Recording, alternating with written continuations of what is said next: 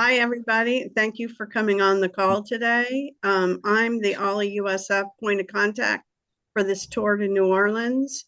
This was a tour that I selected myself between Ron Vino from Premier World. My husband and I love to travel to New Orleans, but we've never experienced the Lafayette area, and we've always wanted to go to the Tabasco factory at Avery Island. And so that's why I selected this tour, because it does take you a little bit west of New Orleans, but spends 3 days in New Orleans at the beginning of the tour. Right. And so this is about our 8th or 9th trip that OLLI-USF has done with Premier World.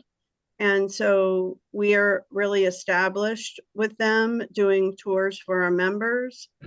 They provide pretty much an all-inclusive type tour where they plan everything for you, from your airfare to your hotel, to your admissions to any museums or dinners, all that. So this is a really, really nice tour of New Orleans because you'll eat some great food, and also you'll visit the capital of Louisiana, Baton Rouge. So with that said, I'll just turn it over to Ron, and he'll talk to you about the details of the trip. Sure. Well, thank you, Karen. I appreciate it. And thanks everybody for showing up. Yeah, I'm going to do a presentation here, of course, on the tour. I'll talk a little bit about Premier World so you know who we are and how we do things. But this tour is, Karen's 100% correct. A lot of people don't realize the actual Cajun culture isn't so much centered around New Orleans as it is out in Lafayette. So, Cajun is a corrupted word. It's actually Acadian. It was the French people that were expelled from Canada when France and Britain were running around the world conquering everybody, and they kicked all the French Canadians out and sent them down to Louisiana. So Cajun is a corruption of Acadian, and that's the culture that you'll find out around Lafayette. A lot of the food that you think of and you associate with New Orleans really comes from that Cajun culture. So a little bit. So my point being, not that just that I know that the point is, this is why this is such an interesting tour, is because it combines New Orleans with that center of Cajun culture, which is so very typically Louisiana. But a bit about Premier World. We were established in 1999, so this is our 26th year. We're headquartered just outside of Los Angeles in Redondo Beach, California. I cover the Florida market. I live in Miami. I'm a recent transplant about 3 years ago. I'm from the Boston area originally. Love living down here. But so I cover all of Florida, which is how I met Karen and OLLI program at the University of Southern Florida. So anyways, and our kind of mantra is group travel for active adults. So our demographic is 55 plus, pretty much. I mean, we get some people that are younger, and we've actually had a woman that was 104 recently, and she went to Switzerland, believe it or not. God love her. But our typical travelers in the 60s and 70s, right around there. So the tours are built for that demographic. So everything we do is kind of keeps that in mind. Again, our 26th year in business, we're an active member of USTOA, which is, for lack of a better analogy, sort of the good housekeeping seal of approval for travel companies. You're required to post $1 million bond, and we have $5 million in liability insurance. So just to let you know, we're legit. We've been around a long time. We're members of all the, travel's a industry of acronyms. You see them all there, but we're in good stead with all of them. So we do tours to 80 destinations around the world. This is the 10,000 passengers was 2024. This year we'll just bump up against 15,000 passengers. So we're moving a lot of people. We move them everywhere. The only place we don't currently go to is Antarctica, but we actually had a group that did it on a customized basis, so we can even do that if somebody wants to. We have our outside team, and we have a whole inside team as well that work with us. Karen's very familiar with Antoinette, my assistant, and we do with the air, we do all the product development, everything is done in our headquarters. So what is the premier difference? Karen touched on it, but think of it as an all-inclusive experience, pretty much. Great accommodations, and I'll show you pictures of the properties that we use in New Orleans and Lafayette. We have a tour director that will be with you from the beginning to the end of the tour. I'll go over that a little bit more as well. Our motor coaches that we use, none are more than 5 years old. They all have facilities on board, plenty of water, We include breakfast daily. So all the baggage handling, we do welcome and farewell dinners.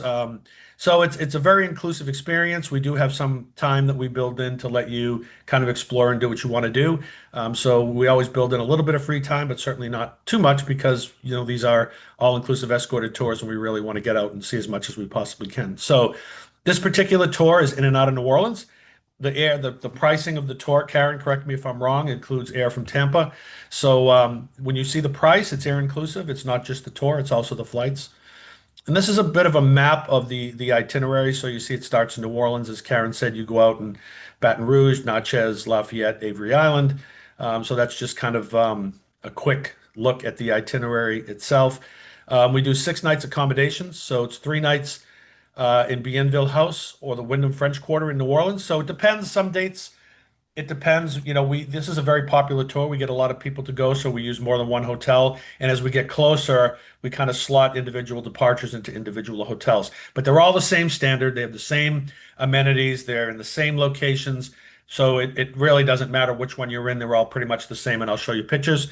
We do a night at Hotel Vu or the Natchez Grand Hotel and 2 nights at the DoubleTree Lafayette. This includes 6 breakfasts and 4 dinners, so 10 meals in total. We don't include lunches usually because it gives you an opportunity to kind of, explore and have what you want to have. Some people love seafood, some people love this or that. So we don't include every meal because we want to give you the opportunity to explore and sample what you want to sample. But of course, breakfast is included every day at the hotel. We think that's important to include breakfast to get everybody up and going because we sometimes have, morning, well, we always have morning starts, but it just gets everybody together and off at the same time. So you're going to arrive in New Orleans, and the way it works is when you arrive, you go through down to baggage claim, and our tour director will be there waiting for you at baggage claim. So they'll help you gather up your luggage. They will, get it on the bus, and then off you go and start your tour. So again, on day one, you arrive in New Orleans. You're staying in the French Quarter, which is the heart and soul of New Orleans, and pretty much not everything, but a lot of the things you think of when you think of New Orleans, from Carnival and all that. This is where it all happens. So this is really where you want to be. So I told you, there's 2 different hotels we use. This is the Bienville House. So we try to use hotels that reflect the local flavor of the destination we're in, because a Holiday Inn or Hilton is a Holiday Inn is a Hilton. You sometimes don't even know where you are. So we try to make sure that the hotels we use really kind of get you into the mode of where you are. So a New Orleans hotel will look and feel like a New Orleans hotel. You can see the outside. You can see some of the common areas. On the lower left is a typical standard room, which you'll be in. And there's a little pool in the back, and there's a restaurant and a bar and kind of common areas. So this is the Bienville House. This is the Wyndham French Quarter. Again, you see that it's got a pool. You see a typical room down on the lower left and the kind of common areas. So it'll be one of these 2 hotels. As we get closer, we will know exactly. And then when we get documents mailed out, it will include the exact hotel you're staying in. So on day 2, you're going to do a French Quarter tour, which there's so much to see in this part of New Orleans. The architecture, the history, it's a very funky place. You'll see voodoo shops. You'll see all kinds of cultures. Like New Orleans is a city that actually this is a good trivia question that I'm not going to give you the answer. Actually flew under 6 different flags. So 6 different entities ruled New Orleans at one time, and all those cultures kind of come together from the food and the music to the people to everything else. So again, I'm just going to go through to show you a lot of pictures. I think presentations shouldn't be wordy. They should be a lot of pictures to kind of get you to see the destination and really get excited about it. So then we're going to take you to a part of that French Quarter tour is St. Louis Cathedral. It's a very iconic building. Al was mentioning it as well. You kind of see it in every photograph of New Orleans. It's a beautiful cathedral in Jackson Square. Right up behind it is the Mississippi River. So this is another iconic shot. This is where all the kind of carriage rides depart from. It's beautifully landscaped, lots of statues. It's almost like New Orleans Central Park, if that's an appropriate analogy. It's very different, but it's an urban park in the heart of New Orleans. Again, we're going to continue down to Bourbon Street. So this is if the French Quarter is the heart of New Orleans, Bourbon Street, is the heart of the French Quarter. So this is where you see all the really cool little bars, little great restaurants, little mom and pop restaurants serving great New Orleans and Cajun food. A lot of opportunities to shop, for souvenirs and very stereotypically New Orleans things, and a great place to grab a bite or grab a drink or a cup of coffee. Great vibe here. You see how beautiful it is, how well lit up it is, how colorful it is, and all these balconies. So when Carnival happens, and the parades are going down the street, this is where all the people stand and throw beads out to all the crazy women and men, I guess too. But this is where kind of it all happens. Pirates Alley. This is actually a section of right off kind of Bourbon Street where there's a lot of history with pirates. So like Jean Lafitte and others would actually come here, divide up their spoils, get drunk, make general nuisances of themselves. So there's a lot of pirate history here. So we'll take you in and to see this. The French Marketplace is a great place to shop for local artisan stuff. This is not made in China kind of tchotchkes or what have you. This is like local jewelry makers. And it's in the French Quarter as well. Local, they make fabrics and they make shirts and they make all kinds of things. It's just a great place to walk around, buy what you want, support local shopkeepers and artisans and what have you. And even if you don't buy anything, it's just a great experience. It almost feels like one of those markets overseas where, although Americans don't haggle on the price tends to be the price. But aside from that, it kind of has that feel to it.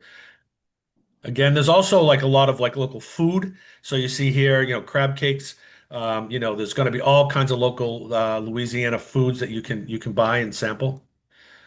Cafe du Monde, very, very iconic as well. This is where you get cafe au lait and beignets. Beignets are a bit hard to describe. They're kind of like, if you look on the upper left there, I don't want to call them fried dough because they're not. They're much lighter. They're covered in powdered sugar, but they're almost like a donut. Is that right, Karen? I mean, it's Yeah, kind of like yeah, that. yeah. French And donut. yeah, and it's a very New Orleans thing to do, on a lazy Sunday or a lazy morning to go grab a beignet and a cup of cafe au lait. So, and Cafe Du Monde is where it all began, and so we take you there as well. We're going to do a Mississippi River cruise on a paddle wheel or steamer. So it could be the New Orleans, it could be the Natchez. They all have different names, but they're all pretty much the same. And that's a very iconic thing to do. I say iconic a lot, but the paddle whalers were the only way to travel back in the day up and down the Mississippi, and there's still great ones there for tourism. We do dinner, so we always do a welcome dinner because you're going to have people from all different parts selling into this one departure. So let's say you get 6 people or 8 people or whatever. There'll be 4 from another account in Louisiana, I mean, Indiana, someone else from New York. So you all kind of come together. It's a great chance to get to meet everybody. So we always do a welcome dinner on that day to get everybody so they get to meet each other, exchange pleasantries and what have you. Court of Two Sisters is one of the oldest restaurants in New Orleans, and the food is fantastic. It's very, very much Cajun slash New Orleans style food. I think it goes back into the 1800s when it opened. So you see, the kind of dark wood, the old bar. This is the dining area with the exposed brick. Very classic New Orleans hotel. On day 3, we're going to take you to the Garden District, which is outside of the French Quarter. Very famous for its architecture. So these homes were all the homes of the very, very wealthy, seafaring type families going back into the 18 and 1900s, and beautifully landscaped, very green. And we'll take you through and you'll get to see all these beautiful mansions. They're still all occupied. I'm sure the families have changed over time, but you'll get a good feel for the Garden District, which is a very famous part of New Orleans as well. And then we're going to take you to an above ground cemetery. Most of New Orleans is below sea level, so you can't dig anybody and put them in the ground because as soon as you stick a shovel in the ground, the water comes in. So people are all buried. If they're buried in New Orleans, they're buried in these above ground little tiny mausoleums, and it's not morbid at all. It's a very interesting place to walk around, and you see some interesting names and some interesting people. It's not just, it won't just say like Joe Smith. It'll have his whole story of his, synopsis, of course, but of his life, her life.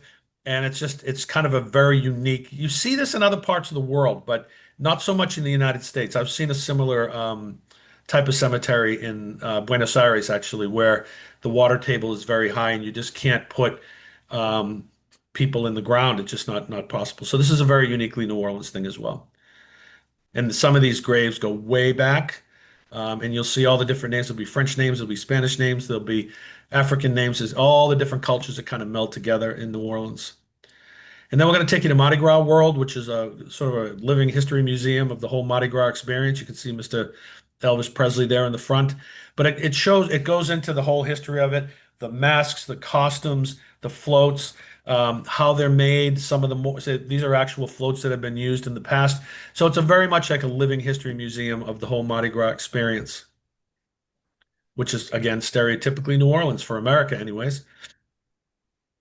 Great place to, you can also do a little shopping. You'll see people putting together beautiful painting the signs. So there's local artisans involved as well. So then we're going to take you to the New Orleans School of Cooking. There's a store there, of course, where you can buy all the ingredients of the food you're going to see being prepared for you, but this also is a meal as well. So it goes into the whole process of how they make gumbo, how they make jambalaya, how they make etouffee. And you'll see the local chefs are the ones that actually kind of lead the class and teach, and then you'll get to dine on the food that's prepared. So this is a great, great inclusion. People love the New Orleans School of Cooking because it's a kind of educational, but lightly educational. And it's not like Gordon Ramsay yelling at you and throwing his shoe at you or anything like that. It's just they go into the whole detail of how New Orleans and Cajun food became its own cuisine, the ingredients and what have you, and the mixture of the different cultures that made it turn out the way it is. And this is the capital city of Louisiana, Baton Rouge. It means red stick in French. I don't know why they chose that name, but that's what it means. So very few people. I mean, this is an amazing city. It's not far from New Orleans. It's across Lake Pontchartrain, and it's a great city in and of itself. This is the state capitol building in the foreground you see here, right here. I think it's the tallest building in Louisiana, if I'm not mistaken. And then we're going to take you to the state capitol gardens. So it's what do they call it? An arboretum, where you have all the different plants. You see the beautiful Spanish moss and I don't know what kind of flowers they are, but they're beautiful anyways. So it's kind of a walk through this local arboretum, which they call the Louisiana State Capitol Gardens. And then we're going to take you to the State Museum, which goes through the history, of course. You see that's the whole Louisiana Purchase that was originally bought, I think, from the French, which is an amazing. That's almost as I think it was probably an even better purchase than Alaska if you think about the land we got and the riches that were contained within it. But that was part of our manifest destiny, quote unquote, where we were expanding eastward, from the east westward. So you'll learn about the whole history of the state of Louisiana. And then we'll take you up to Natchez, Mississippi. That's obviously the Mississippi River. Um, Beautiful bridge across the river. You're going to stay one night at the Hotel Vu. So you see it's lower left is a standard room, a pool, of course, the dining area, common areas, little bar. So again, it kind of reflects the local feel and culture of the area. Or you could stay at the Natchez Grand. Again, very similar. Lower left is a standard room. You see the common areas. Both beautiful hotels. And again, as we get closer, we'll have it sorted into what exact hotel. So when you get your documents and things, it will have the exact hotel. And, we usually do a document briefing too, Karen, and, we'll go over all that when the time comes. Natchez is, of course, famous for a number of things, but the antebellum mansions. So, this was obviously the Confederacy at one point, a slave state. They had these beautiful antebellum mansions where, the rich and famous kind of lived out their lives. So we'll actually do dinner and a tour at one of these antebellum mansions. And again, sticking around, these are gladiolas, I think, and just kind of the area itself along the Mississippi, the history of the area, the beautiful homes, some of which are, as I said, are antebellum mansions, very famous for its architecture.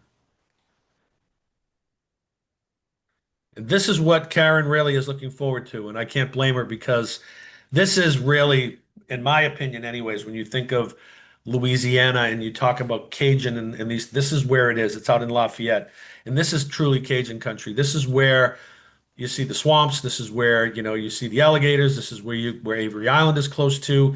So this is the heart of the Cajun culture and Cajun people. You'll hear French spoken as much as you'll hear English spoken. Although I had a colleague one time, we were in New Orleans on business, and he was from France. He was born in Marseille. He couldn't understand them. It was such a different dialect, but it is French, because it went from France to Canada and Canada to New Orleans. And when they went down to, I mean, Louisiana, when they were in Louisiana, they were very isolated. Figure, 150 years ago, what Louisiana was like. If you were in this little city called Lafayette, there were no roads. So their language kind of evolved into an almost unique dialect. And we're going to take you out on a gator tour. It's called Cajun Encounters. You actually get out into the swamp. I've done this before, and you will see more alligators than I've ever seen in Florida. And if you're familiar with like what's that TV show where they hunt the crocodile, Swamp People? It's kind of, this is the area, this is the vibe. So you see, it almost looks primordial, right? You almost expect a dinosaur to come out of this. The swamps are beautiful. They're very well maintained. They're protected. It's a very unique ecosystem. These trees, I forget what they're called, but anyways, you'll see these everywhere. They're actually like almost like Cypress cypress trees, trees. correct? Cypress trees with the Spanish moss growing off of it. And it's amazing. I was reading a story about Spanish moss. It just looks like it's hanging off the trees. They're finding the University of Louisiana has done a lot of research. There's a lot of medicinal properties that are actually legitimate, like, antimicrobial and anti-cancer properties in this Spanish moss. So they're doing a lot of research on that. Again, the bayous are more like these channels of open water that go in through the swamp. Very, very unique for this country. I don't think it exists anywhere else except maybe in, southern Mississippi, but it's all part of the same ecosystem. Then we get you into Lafayette, which is a nice small little city. It's about 60, 70,000 people. It's not big, but it is a city unto itself. This is where we stay here at the DoubleTree Lafayette for 2 nights. Again, standard room in the lower left, common areas, pool, and we're going to take you to the Jean Lafitte Cultural Center, where you'll actually learn about the Acadian people, where they came from, how they evolved, the whole process of them being moved from Canada down to Louisiana. That was almost like its own little trail of tears. It was not an easy move for them. You didn't just get on a plane in Montreal and arrive in New Orleans. Think of what the country or the continent was like back in those days. And there was, it was a long, long process getting the people forced out of Canada and down into Louisiana. So you'll learn all about the history of the area. You see on the right there, that's a French military outfit, and I think the one in the middle is probably Spanish. So this area kind of went back and forth. Like I said, it was over under 6 different flags at different points in history. And then we'll actually take you to an Acadian village, which is kind of what the original Acadian people, when they were moved out, these are the villages that they built. It's how they lived. You'll see their homes, their, mills, all the churches, all the different um, parts of their life and how they lived back in that time.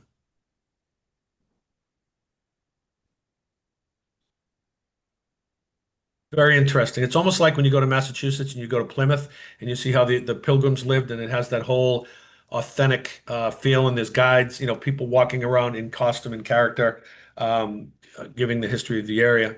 And then we're going to go to Avery Island, which is another one of Karen's bucket list items, but I agree with her 100%. Everybody knows Tabasco sauce. This is where it came from. And it's still produced there, and it's an amazing experience to see how it goes from the peppers that are grown, what type of peppers they use, the whole fermentation process, how they make it. This is the factory here. So you can see it goes back a number of years, right? But it's still very modern inside and very well maintained and still producing a lot of Tabasco sauce. There's tastings you can do, and you can also buy. They have a great shop on site where you can buy all the different products they produce there through the country store. My favorite is actually that green pepper sauce. So, I mean, maybe I'm wrong, but some people are purists and like the regular, but I love that green Tabasco sauce. So, all the different types that they produce. And then we're going to do a farewell dinner, which is Cajun food. And again, as I said, New Orleans tends to be more Creole. The Cajun is out in Lafayette. So, you're going to try, like on the lower right there, you'll see shrimp etouffee. I'm trying to test my knowledge here, but On the upper right is like a seafood gumbo. So all the different foods that you think of when you think of Louisiana, a lot of them are really Cajun, and you'll get to experience those on the farewell dinner. And then you fly home again out of New Orleans to your gateways. We're not going to go through that. So, Karen, we talk about this. If you can pay any way you want to pay, but if you make your final payment by check, we don't incur any bank fees, so we pass that back to you. So you don't have to. You can pay by credit card if you want, and there's no additional cost for using a credit card. But if you do make the final payment by check, we'll credit you back $100 per person because we're not incurring any bank fees. Again, I kind of went through everything here. I don't need to go do it in too much detail, but 10 meals are included. You have a tour director that's with you from beginning to end, same person. They'll meet you at the airport and baggage claim when you get there. They'll drop you right back off at departures when you leave. The motor coach transportation, all the transfers, et cetera, are all included. What's it going to be like? It's a great time to be there. It's about 72 degrees on average in New Orleans, close to the same in Natchez and the same in Lafayette. So yes, it can get hot. Although if you're from Florida, this is child's play to us, right, Karen? But if you're from the north, where I'm originally from, and you're there in the summer, you know it. So this is a great time to be there. The weather is very, very, very pleasant. We call this an activity level 3. Again, every tour we make is for 55 and above, so that doesn't mean there's bungee jumping and rock climbing and all this. It just means there's walking, a fair bit of walking, and you should be in, decent shape, and there could be uneven pavement because you're talking about very old cities like New Orleans, and it's not, you might have uh, you know, paving stones and things that are a little bit uneven, that kind of thing. So we call this a tour activity level 3, but in my opinion, don't be too concerned about that because New Orleans, like Florida, is very flat. There's not a lot of hills. You're not climbing. It just means there's really, a decent amount of walking. So again, first come, first serve, $400 deposit at the time of booking. And we have what's called a no risk deposit. So if you cancel anytime within 6 months before departure, which I know we're probably already inside that, but you can get it back with no penalty. So, but we're already, I think, within that November, December, January, February, March. Yeah, we are. So, but you can, if you get the travel protection plan, which we sell separately. Karen, do you sell that? We do not. No. No, Okay, so we encourage our members to either purchase the travel protection through the right, tour provider or right, to seek that protection on their own, right, because we have a lot of members that travel to multiple places every year. So a right. lot of people just purchase their own travel protection. Yeah, we offer it. You don't have to buy it if you don't want, but our travel protection plan is actually good. If you cancel for any medical reason or a death in the family, literally up to the day of departure, you get all your money back, less the cost of the insurance. So if God forbid, people always worry about that. What if I get sick? What if something happens? If you have this, you'll get your money back. If you cancel for any reason besides medical or death in the family, we will give you a future travel credit of 75% of anything that we can't get refunded to you. And you can use that for a future travel credit. So there's also other parts, and it's all, if you decide to do it, it's all in the details. But things like trip interruption, lost luggage, there's a medical, if there's a medical emergencies. So you're kind of covered under a lot of things. Again, that doesn't really put. So basically, Karen, you'll have them. You handle the reservations. We have 3 ways to do it.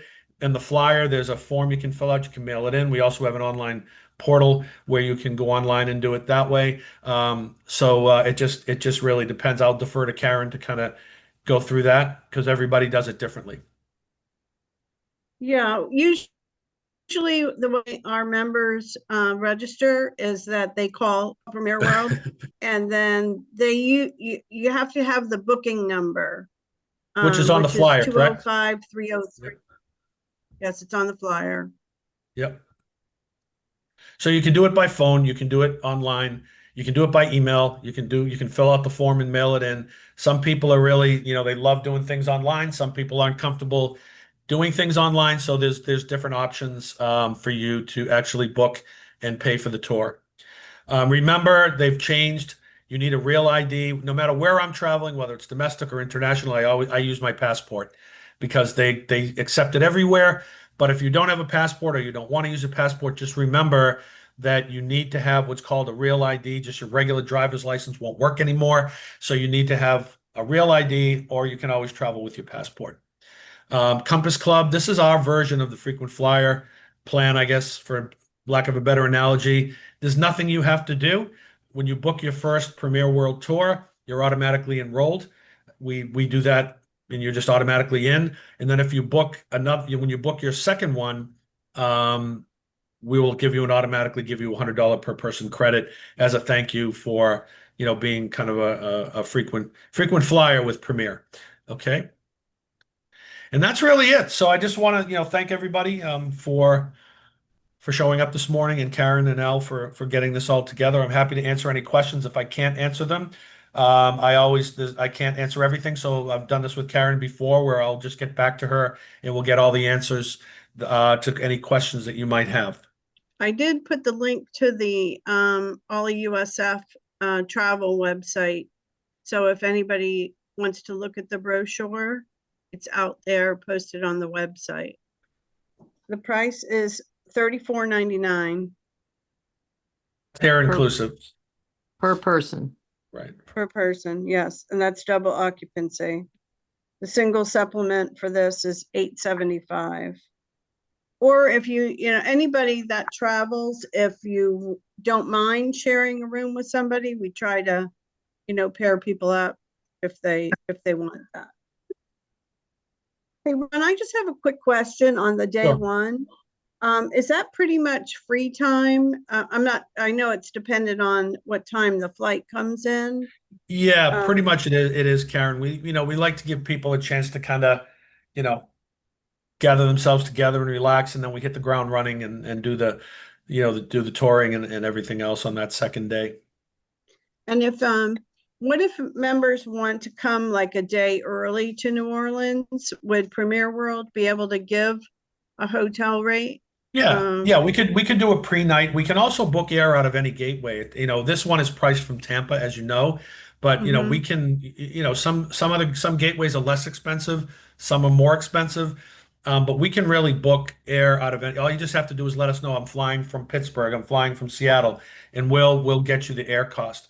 And yes, we can do pre-hotel nights as well if someone wants to go in a day early or stay a day at the end or what have you. Thank you. Thank you. Okay, thanks, Ron. Thanks, Thank you. everybody.